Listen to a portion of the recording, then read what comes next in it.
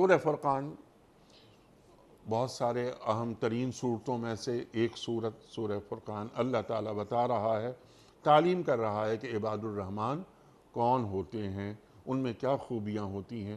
عباد الرحمن تمام بندے اللہ ہی کے ہیں، لیکن یہاں یہ خاص طور پر عباد الرحمن کیوں کہا جا رہا ہے؟ سورۃ الفرقان کا یہ آخری رکوع ہے کہ جس کی چند آیات کا آپ نے انتخاب فرمایا۔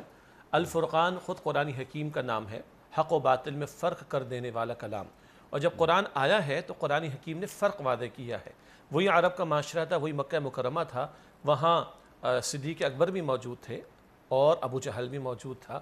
اس قرآن کی دعوت نے آ کے فرق وعدے کیا کہ ابو جہل کفر کی انتہا پر ہے اور صدیق اکبر رضی اللہ تعالیٰ عنہ انبیاء علیہ السلام کے بعد ہم بات کریں گے ایمان کی انتہا پر ہے۔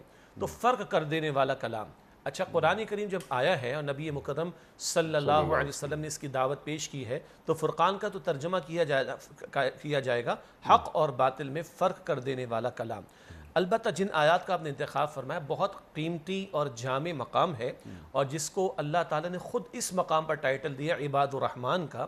اور ان آیات میں رکوع کے آخر تک اگر ہم جائیں تو 10 صفات ہیں جو اللہ تعالیٰ نے بیان فرمائی، جن میں سے کچھ پر آج ہم کلام کر رہے ہیں۔ اور نہ صرف یہ کہ 10 اوصاف اللہ تعالیٰ نے جو ایمان والوں کے اوصاف ہیں بیان فرمائے یا رحمان کے بندوں کے، بلکہ درمیان میں 3 بڑے گناہوں کا یہ ذکر بھی کیا کہ وہ ان سے اجتناب بھی کرتے ہیں۔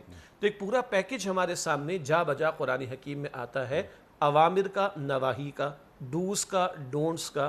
اللہ کے محبوب بندے جہاں ایک طرف فرمانبرداری کی روش پر ہوتے ہیں اور جن کاموں کے کرنے کا تقاضا کیا گیا ان کو بجا لاتے ہیں، وہیں وہ اللہ تعالیٰ کے منع کردہ امور سے بچتے بھی ہیں۔ یہ پورا پیکج ہے۔